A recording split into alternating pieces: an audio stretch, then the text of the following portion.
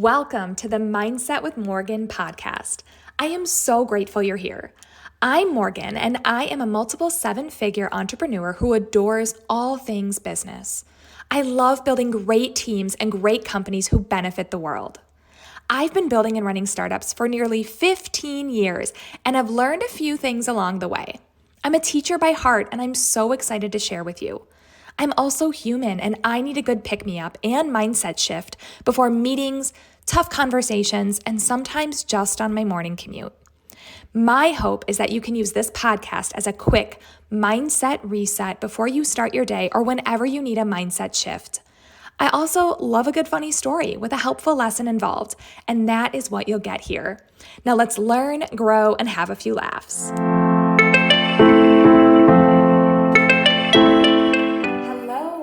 Welcome. So today I want to talk about a topic that has, I think, been harder than ever to implement. It's a really simple idea in thought, but a really challenging thing to actually practice, especially these days. The concept is to be yourself.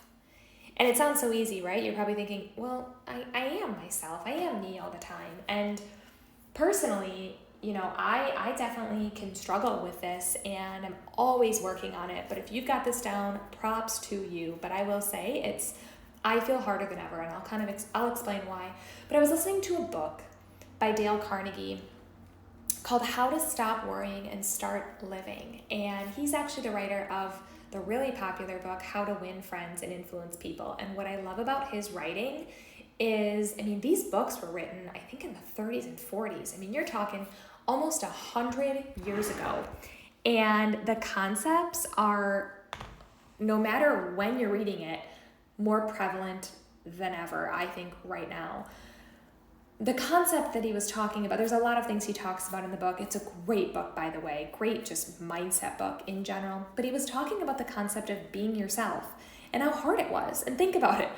If people back in the 1940s were having trouble being themselves, imagine how hard it is right now. Just go into your Instagram for 5 minutes, which I'm sure if you're like me, you do every now and again. I catch myself doing it watching TV or in the car at a stoplight. We are always, as humans, I feel like lately, needing this constant, attention span. Our attention span is smaller than ever because we always need to be entertained. And just count, when you're on Instagram for 5 minutes, how many ads are given to you. I know personally, I just counted one day and it was like every other post that came up was an ad.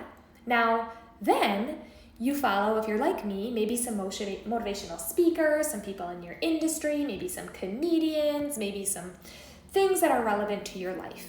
And in 5 minutes, you are told to be this, do this. Here's how to be a better parent, business owner, wife, friend, how to be funny, how to be, on top of it, how to, be present, do less of this, do more of this. And after 5 minutes, I'm literally left feeling like I'm looking in 25 different directions and not even knowing what to do next. And I don't even think I realized I felt this way until I started trying to be more aware of it and figuring out where this anxiety was coming from of never feeling good enough, or like I had to be more of this and more of that. And I realized it was after scrolling social media. How can you literally be told to be this, be that, do more of this, do less of this, be here, to do all these things, be all these things, and then 10 minutes later, look around and even know what to do next to do the right thing, right? We're always being told to be more of this, be less of this. But what about being yourself? We can sit and try, and if you're even in any sort of industry where there's people who are really successful in it, which is like everyone, right? We may look at people who are more successful than us in our industry, and we may want to be more like them. And I think there's a difference between being good at a certain skill and really honing in on what you are naturally good at. And I'm telling you, it is hard. And it's something that I think is so in our subconscious most of the time that we don't even realize that we're doing it. I know personally I didn't for a long time, or didn't realize that no one was encouraging me to be myself. I felt like I was constantly being encouraged to do more of this and that and the other thing. And that I was never going to be good enough with what I thought was right or what I thought was the right next step. So as an experiment one weekend, I told myself I was going to not scroll social media, starting on Friday, ending on the end of the weekend. And literally by the end of the weekend, I felt more present with myself, more aware, happier, calmer than I had felt in a long time. Now, this isn't the solution to everything, remember, because it's back in the 1940s still when people were even looking at others who were more successful than them in an industry and wanting to be more like them. But here's the reminder I want you to give yourself. When you try to be more like somebody else, take on their personality, their mannerisms, their skill set, you're giving the world something it already has. It's overused. The world already has them, but what they don't have is you. So I hope that this encourages you to be more like you. You were given natural, God-given talents and gifts that are specifically only given to you. Think about the chances that you're even here, right? Hundreds of billions of potential cells could have come together and you are the one that is here. Think of the chances that you even got to be here on Earth to begin with, and now you are given this personality and interests and desires, and you might have dreams of doing certain things. Those were given to you for a reason.